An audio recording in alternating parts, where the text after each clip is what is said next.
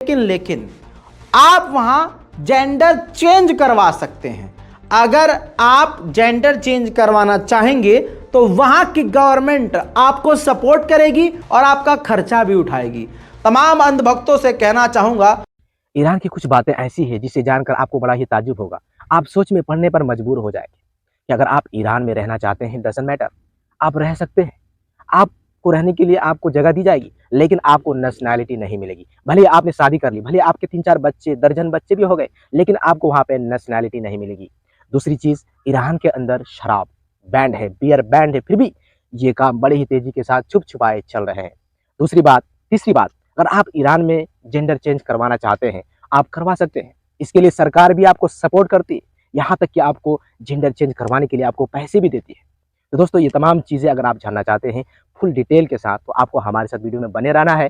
चलिए शुरू करते हैं वीडियो को और देख लेते हैं ईरान की सच्चाई क्या है। Let's get start. स्वागत है आपका ऐसे वीडियो और ऐसे प्रोग्राम में जिसमें आपको जानकारियों का भंडारा मिलता है, और यह है ईरान के ऊपर पार्ट 2। इससे पहले मैंने आपको ये पार्ट 1 बताया था, दिखाया था, नहीं देखा तो जाकर जरूर देखिएगा। अब इसी वीडियो का पार्ट 2 ये है जिसको आप देखना शुरू कर चुके हैं। हेलो दोस्तों, मैं हूं रजा और आप देख रहे हैं रजाग्राफी अनस्क्रिप्टेड। चैनल को सब्सक्राइब जरूर कीजिए ताकि ऐसे ही जानकारी भरी वीडियो आपके सामने आती रहे और आप घर बैठे, ऑफिस में बैठे, दफ्तर कहीं भी रहें और आपकी जानकारी बढ़ती रहे। दोस्तों, ईरान के बारे में बहुत कुछ पहले बता चुका हूं और इतना कुछ था कि पार्ट 2 लाना पड़ा। अब ईरान के बारे में समझ लीजिए। ईरान के पास मिडिल ईस्ट की दूसरी सबसे बड़ी सेना है, सबसे ज्यादा मजबूत है। इतना ही नहीं, 5,34,000 उसकी एक्टिव मिलिट्री है और 4 लाख रिजर्व में है। एक कॉल पर ही 4 लाख और आ जाएंगे। और कहा यह जाता है ईरान के बारे में कि ईरान छुपा रुस्तम है। कहां कहां से कौन कौन हथियार लेके सेना में शामिल हो जाए नहीं पता। दूसरी बड़ी बात आपको बता दूं कि ईरान को रॉकेट का बादशाह कहा जाता है, मिसाइलों का बादशाह कहा जाता है। पूरी दुनिया में सबसे तेज़ी से और सबसे जल्दी और सबसे ख़तरनाक मिसाइल बनाने वाला ईरान बन चुका है। इस बात को अमेरिका, जर्मनी, फ्रांस, ब्रिटेन और इजराइल भी मानते हैं। ईरान की करेंसी रियाल है जिसका बहुत बुरा हाल है। वाह, ये तो राइम कर गया। अब सुनिए, ईरान की करेंसी इतनी कमज़ोर है कि भारत का 1 रुपया ईरान का 513 रियाल है, यानी भारत का 1 रुपया वहां का 500। वही दोस्तों, आप पायरी उम्मीदवार को नहीं जानते तो जान लीजिए और देख लीजिए इनको। आज ये ईबे के फाउंडर हैं और ये मैं इसलिए बता रहा हूं क्योंकि ये ईरानी हैं जिनके पास अमेरिका की नेशनलिटी है। दुनिया की सबसे बड़ी कंपनी मानी जाती है ईबे। समझ रहे हैं आप? ईबे कभी तो सुना होगा, समझ रहे हो? नहीं बे, नहीं बे मतलब ने ईबे, हाँ ईबे। ठीक है दोस्तों, आगे बढ़ते हैं। दोस्तों, पोलो गेम आपने देखा है, सुना है? नहीं सुना तो ये पोलो गेम है।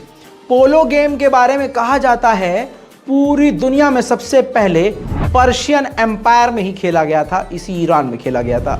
अब ईरान के लिए एक खतरनाक जानकारी है ईरान के बारे में। ईरान में भूकंप बहुत ज़्यादा आते हैं और ऐसे भूकंप आते हैं कि बस्तियां पूरी तरह से उजड़ जाती हैं। वहीं कभी आप ईरान कभी जाएं तो ये बात याद रखिएगा, ईरान में वीज़ा और मास्टर कार्ड नहीं चलता है। ईरान के बारे में एक और जानकारी बेहद अहम है कि ईरान में पानी की कमी है, पानी की बहुत किल्लत होती है, इसीलिए पानी के लिए वहाँ बहुत मारामारी है। हालांकि पेट्रोल और तेल पानी से भी सस्ता है, ये कहा जाता है। वहाँ पेट्रोल और डीजल इतना सस्ता है कि हर आदमी कार लेकर पूरे सड़कों पर पूरा दिन दंदनाता रहे तब भी उसकी जेब पर फर्क न पड़े।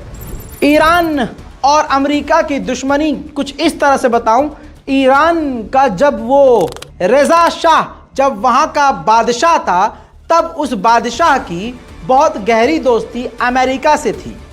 बहुत दोनों दोस्त थे, याद रखिएगा, अमेरिका और ईरान एक वक्त दोस्त थे। लेकिन जब इमाम खुमैनी की वहाँ क्रांति आई तो उसके बाद सब कुछ बिगड़ गया। और ऐसा बिगड़ा कि उस वक्त जब इराक ने ईरान पर हमला किया तो इराक का साथ अमेरिका ने दिया और सिर्फ इमाम खुमैनी की खिलाफत में अमेरिका ने सभी देशों को कह दिया कि कोई भी हथियार ईरान को न दे।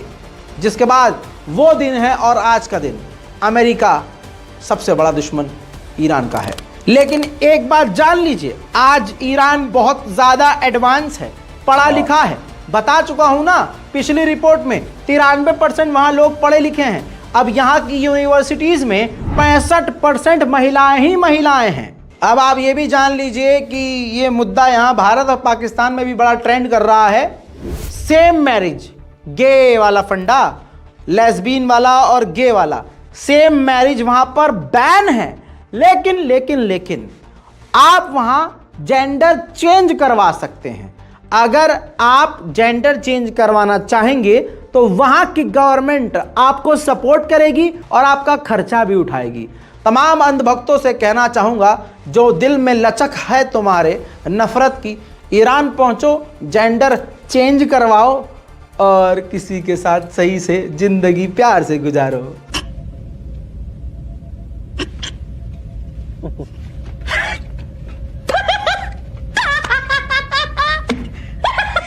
दोस्तों, पूरे अरब में आप कहीं जाएंगे तो वहां पर प्रोटेक्शन पूरी तरह से बैन है, यानी कॉन्डम और पिल्स पूरी तरह से बैन है, अलाउ नहीं है। लेकिन ये सिर्फ वाहिद उस इलाके में ईरान है जहां कॉन्डम और पिल्स आम बात है। वहीं दोस्तों, ये भी जानकारी दे दूं कि पूरे अरब देशों में कॉन्डम और पिल्स कहीं नहीं बनते, फैक्ट्री भी नहीं है, लेकिन ईरान इसको बनाने के लिए पूरी तरह से परमिशन देता है। बड़ी बड़ी कंपनियां और बड़ी बड़ी वहां फैक्ट्रीज हैं। सन 2012 का वो वक्त था जब ईरान ने गूगल पर इल्ज़ाम लगाया कि ईरानी जब भी गूगल इस्तेमाल करते हैं तो गूगल उनकी जासूसी करता है, जिसके बाद गूगल से दूर होने की ईरान ने कोशिश करी और आज भी ईरान चाइना की तरह कोशिश कर रहा है कि वो अपना इंटरनेट बनाए। दूसरी बात, ईरान में बहुत सारे सोशल मीडिया प्लेटफॉर्म बैन हैं, जैसे ऑफिशियली वहां WhatsApp, Twitter, Facebook, Apple store, Google play store, Skype, इसके अलावा दर्जनों। अब आप कहेंगे नहीं रजा भाई, हम तो इस्तेमाल करते हैं, हम तो ईरान में रहते हैं। तो बाबूजी, आप गैर कानूनी तरीके से इस्तेमाल करते हो VPN लगाकर। इतनी सारी पाबंदियों के बावजूद पूरी दुनिया में ईरानी लोग 24वें नंबर पर हैं इंटरनेट यूज करने में, दबाकर यूज करते हैं भाई इंटरनेट। वहां लोगों के पास आईफोन आराम से मिलते हैं क्योंकि वहां पर किडनी बेचना ऑफिशियल है, अलाउ है, परमिटेड है। भाई आप किडनी विडनी बेच सकते हो। अरे यार, बात हकीकत है, वहां आम बात है, आप किडनी बेच सकते हो और उसका पैसा भी आपको मिलता है। बाकी वो यार एप्पल वाली बात मैंने अपने मन से बोल दी, दिल पे मत लेना। अमेरिका, इजराइल समेत यूरोप की बड़ी बड़ी फिल्में पूरी तरह से ईरान में बैन है। लेकिन आप जानते हैं ईरान के लोग बड़े चालाक होते हैं, आड़े टेढ़े रास्ते से वो देख ही लेते हैं। जानकारी एक और बड़ी अजीब सी है, ईरान में टाई, जी हाँ टाई जो होती है, नॉर्मल जो टाई होती है, वो बैन है। वहाँ लड़कियों की शादी की उम्र 13 और लड़कों की शादी की उम्र 15 साल है। वहाँ पर भी आप जानते हैं कानून थोड़ा इस्लामिक है, तो वहाँ भी अलाउ है, आप 4 शादी कर सकते हैं। हालांकि आज के वक्त में मैं नहीं देखता हूँ ईरान में कोई 4 बीवियों वाला मिले, बहुत मुश्किल है, बहुत मुश्किल है बाबा। पूरी दुनिया में ईरान एक ऐसा देश है जहां सबसे ज्यादा मौत की सजा सुनाई जाती है। ईरान की महिलाओं को अगर बाहर काम करना होता है तो अपने पति से परमिशन लेनी होती है, बिना पति के परमिशन के वो बाहर काम नहीं कर सकती। आप कभी ईरान घूमने जाएं तो गलती से टशनबाजी में जो यहाँ से जो आप शॉर्ट्स लेके जाएं तो वहाँ शॉर्ट पहन मत लीजिएगा, और शॉर्ट अगर पहन भी लिए तो अपने कमरे के अंदर रहिएगा, क्योंकि अगर ईरान में बाहर सड़कों पर शॉर्ट पहन के निकले तो आप गिरफ्तार हो जाएंगे। जी हाँ, झटका मत खाइए, ईरान में शॉर्ट पहनना मर्दों के लिए बैन है। वैसे तो ईरान में बियर बैन है, लेकिन ईरान में बहुत बियर पी जाती है और ब्लैक मार्केटिंग इसकी दबा कर होती है। वहाँ ईरान में डिश टीवी का कोई सिस्टम नहीं है, सैटेलाइट टीवी पूरी तरह से बैन है।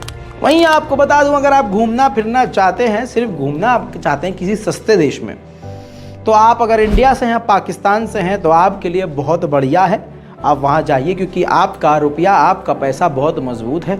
ईरान बड़े आराम से घूम सकते हैं, आपको दिक्कत नहीं आएगी। घूमने फिरने की जगह वहाँ बहुत खूबसूरत है और टूरिस्ट प्लेस बहुत बढ़िया है। घूमिए फिरिए, आपका मोटा खर्चा भी नहीं आएगा। लेकिन अगर आप सोचेंगे कि वहाँ खूबसूरत किसी लड़की को देख के प्यार में उसके बढ़ के आप सोचे इससे शादी कर लूं और यहीं बस जाऊं मैं। तो ना बाबा ना, सुन लीजिए, चाहे शादी कर लीजिए, चाहे वहां मर जाइए, चाहे बच्चा पैदा करके उसकी भी शादी कर दीजिए, ईरान आपको जूता मारेगा लेकिन नेशनलिटी नहीं देगा। ईरान किसी को भी नेशनलिटी नहीं देता है। हाँ, अगर आपने वहां जाकर किसी लड़की से शादी कर ली तो आपको 1 साल का अकामा बोलते हैं ईरान के लैंग्वेज में, एक्सटेंशन मिल जाएगा। आप 1 साल तक रह सकते हो, फिर आपको वो दोबारा बढ़वाना पड़ेगा। जिंदगी भर इसी तरह से विदेशियों की तरह रहना पड़ेगा और आपकी इज्जत वहाँ ज़्यादा कुछ खास होगी नहीं। समझ रहे हैं आप? बाहर के लोगों को बहुत हिकारत से ईरानी देखते हैं, हिंदुस्तान के हो या पाकिस्तान के। गैरों को वो गैर मानते हैं और ईरानियों को सबसे ऊपर रखते हैं। इस बात का ध्यान रखिएगा। जुम्मा 4 दिन घूमने जाएं, उतना ही ईरान आपके लिए अच्छा है, वरना आपके लिए सिरदर्दी है। आपने वहाँ की महिला से शादी कर ली तो ऐसा नहीं है कि आपको वहाँ की नेशनलिटी मिल जाएगी। ईरान में 20-20, 25-25 साल से रहने वाले भारत के ऐसे सैकड़ों लोगों को जानता हूँ जो बहुत सारे वहाँ मर भी गए, जिन्होंने अपना बच्चा वहाँ पैदा किया, बच्चा पाल कर बड़ा कर दिया और बच्चे की भी शादी कर दी, लेकिन नेशनलिटी तो बाबूजी बस ये थी ईरान की जानकारी। कैसी लगी आपको नीचे कमेंट कीजिएगा। कमेंट में ये ज़रूर बताइएगा कि आपको हमारा ये एपिसोड कैसा लग रहा है और अगला देश कौन सा होना चाहिए, कमेंट ज़रूर करें। जय हिंद। रजा गराफी अनस्क्रिप्टेड थे ये भाई जो थे, जो आपके सामने अच्छी अच्छी न्यूज़ आपके सामने पेश कर रहे थे। ईरान के बारे में पूरी सच्चाई डिटेल से आपको बता रहे थे कि एक्चुअली में ईरान के अंदर होता क्या है और क्या क्या चीज़ें हैं।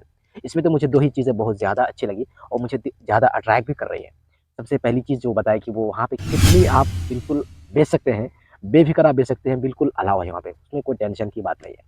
और दूसरी चीज़ जो बताया रज़ा भाई ने कि वहाँ पे बियर और दारू बिल्कुल बैंड है, वहाँ सख्ती से पाबंदी लगाई गई, लेकिन यही काम उसमें दबा के हो रहे हैं। बाकी तमाम चीज़ें आपने देखी भी है कि रज़ा भाई ने किस तरीके से वहाँ के डिटेल को आपके सामने एक्सप्लेन किया, बहुत ही अच्छी तरीके से।